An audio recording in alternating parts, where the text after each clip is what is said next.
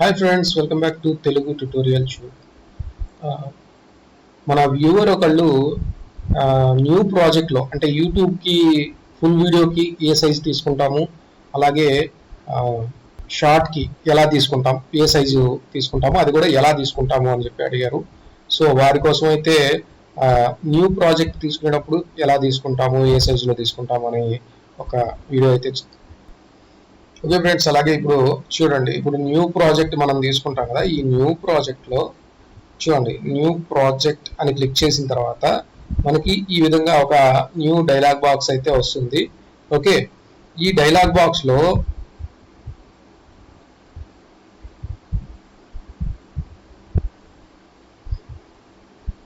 చూడండి, ఇక్కడ నేమ్ అని వస్తుంది కదా. నేమ్ అంటే మీకు ఏదైతే పేరు, ప్రాజెక్ట్ పేరు ఏదైతే మీరు పెట్టాలి అనుకుంటున్నారో, ఆ ప్రాజెక్ట్ పేరు ఇచ్చేసేసేయండి.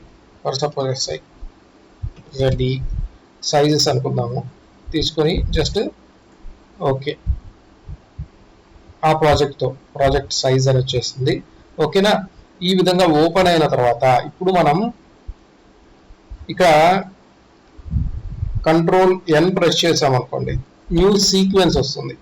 మన వ్యూవర్ అడిగారు కదా, అవన్నీ సెట్టింగ్స్ అన్ని ఇక్కడ చేసుకోవచ్చు అనమాట. కంట్రోల్ ఎన్ కొడితే న్యూ సీక్వెన్స్ అని వస్తుంది అనమాట. ఈ న్యూ సీక్వెన్స్ లో చూడండి, ఈ న్యూ సీక్వెన్సెస్ లో ఇక్కడ వచ్చేసేసి 108 పిక్సెల్స్ అని ఉంది, తర్వాత 2880 పిక్సెల్స్ అని ఉంది. ఓకే, ఇక్కడ క్లిక్ చేసుకోండి. మీకు 4K సరిపోతుంది అనుకుంటే వీటిలో మీరు ఏదైనా తీసుకోవచ్చు, లేదు అంతకంటే ఎక్కువ కావాలి అనుకుంటే మీరు ఇవి తీసుకోవాలి. ఓకే, ఇవి తీసుకున్నారనుకోండి, వీడియో చూడటానికి బాగుంటుంది, అలాగే క్వాలిటీ పరంగా కూడా క్లారిటీగానే ఉంటుంది.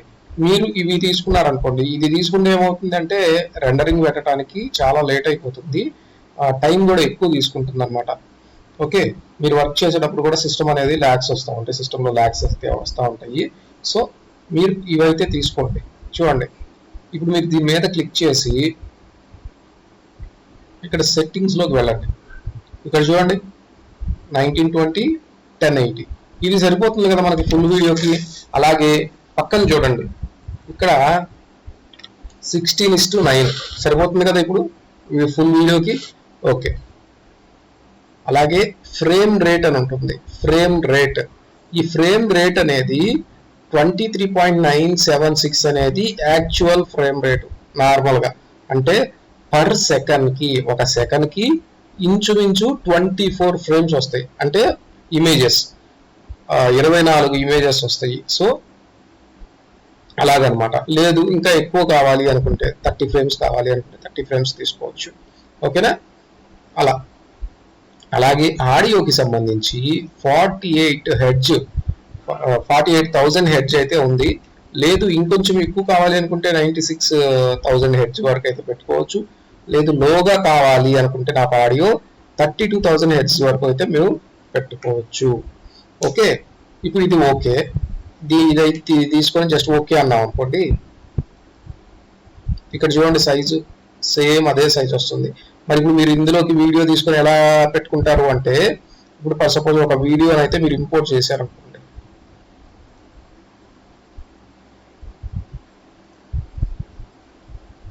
చూడండి, ఈ వీడియోని అయితే మీరు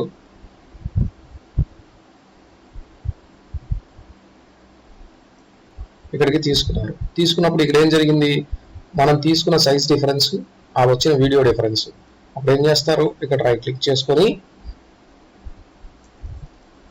చూడండి, సెట్ టు ఫ్రేమ్ సైజ్ లేదా స్కేల్ టు ఫ్రేమ్ సైజ్, ఈ రెండిట్లో మీరు ఏదైనా వాడుకోవచ్చు.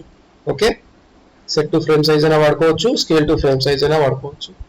ఓకే, అలాగే ఇది ఓకే కదా, ఇది ఓకే, మీకు అర్థమై ఉంటుంది. ఓకే, నెక్స్ట్ వన్ వచ్చేసి కంట్రోల్ ఎన్ అని మళ్ళీ ప్రెస్ చేస్తున్నాను. కంట్రోల్ ఎన్ ప్రెస్ చేసిన తర్వాత ఇక్కడ మీకు కస్టమ్ అని ఉంది చూడండి. ఓకే, కస్టంలో ఇది మనం క్రియేట్ చేసుకున్నాం అనమాట. కస్టంలో వచ్చేసి 4K 8K ఓకే, ఇలా మనం క్రియేట్ చేసుకున్నాయి. చూడండి, లేదు మీరు ఇక్కడ నుంచి క్రియేట్ చేసుకోవాలి అనుకుంటే ఇది తీసుకున్న తర్వాత సెట్టింగ్స్లోకి వెళ్ళి, ఈ సెట్టింగ్స్లో మీకు ఇక్కడ ఎంత కావాలి, 1080. ఓకే, ఇక్కడ 1920.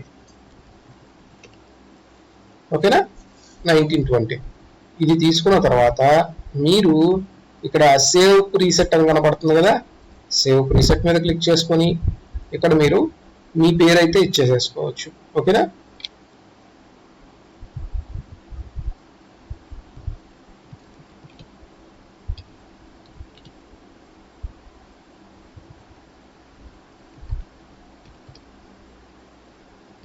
ఇలాగా కొత్త పేరు తీసుకొని జస్ట్ ఓకే అన్నారు అనుకోండి.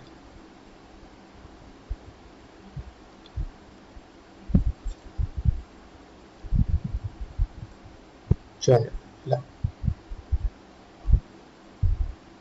ఓకే కదా, ఈ విధంగా అయితే వస్తుంది. ఓకే, సేమ్ దీనికి కూడా అంతే. మీరు ఓకే అన్న తర్వాత చూడండి ఎలా వచ్చిందో చూడండి. ఇక్కడ బ్లాక్ సేమ్ షార్ట్కి ఎలా అయితే వచ్చిందో అలానే వచ్చింది. ఇప్పుడు దీనికి ఒక డిఫరెన్స్ ఉంది. ఇప్పుడు మీరు రెండరింగ్ పెడతారు. రెండరింగ్ అంటే ఫర్ సపోజ్ ఇక్కడ జస్ట్ ఏదైనా తీసుకున్నారు ఇందాకట్లాగా, చూద్దాం. Ctrl+C, ఇందులోకి వచ్చి Ctrl+V అన్నాను. ఇది తీసుకున్నారు కదా, తీసుకున్న తర్వాత ఇలా వచ్చింది నాకు. ఇలా వచ్చినప్పుడు మీరు సైజ్ అడ్జస్ట్మెంట్స్ అనేవి ఇక్కడ చూడండి, దీన్ని సెలెక్ట్ చేస్తే ఎఫెక్ట్ కంట్రోల్స్ అని ఓపెన్ అవుతుంది. ఈ ఎఫెక్ట్ కంట్రోల్స్ లో ఇక్కడ మీరు సైజ్ అడ్జస్ట్మెంట్స్ అయితే మీరు చేసుకోవచ్చు. ఈ చూడండి స్కేల్ విడ్త్ ఇక్కడ 100 యూనిఫామ్ అని ఉంది, దాన్ని అన్యూనిఫామ్ చేయాలి. తీసేసేయండి. తీసేసేసి ఇప్పుడు హైట్ ఎంత ఉంది, 140 ఉంది. అది నాకు 200 కావాలనుకున్నా. చూడండి ఇక్కడ పెరిగింది కదా 200కి. లేదు ఇంకొంచెం పెరగాలి, మీరు బాగా అబ్జర్వ్ చేయండి, అది పెరిగింది. అలాగే ఇది తగ్గాలి. ఓకేనా, చూడండి ఇప్పుడు తగ్గిపోయింది. ఈ విధంగా మనం సైజ్ అడ్జస్ట్మెంట్స్ అయితే చేసుకోవచ్చు. ఇక్కడ ఓకే, రెండరింగ్ చేసేటప్పుడు Ctrl+M ప్రెస్ చేస్తున్నాను. అది షార్ట్ కట్ కి అనమాట రెండరింగ్ కి.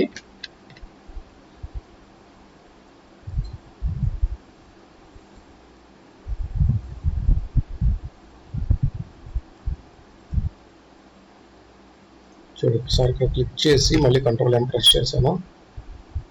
ఓకే, ఇలా వస్తుంది. ఇలా వచ్చిన తర్వాత మీరు ఇప్పుడు ఓకే, ఇప్పుడు రెండరింగ్ పెట్టారు అనుకోండి, హై బిట్ రేట్ లో వెళ్ళిపోతుంది. కానీ ఇక్కడ చూడండి 69 MB వస్తుంది. క్వాలిటీ సరిపోదు మనకి. ఓకే, ఏది షార్ట్ కి పెట్టేటప్పుడు. ఓకేనా, అప్పుడు ఏం చేస్తారు అంటే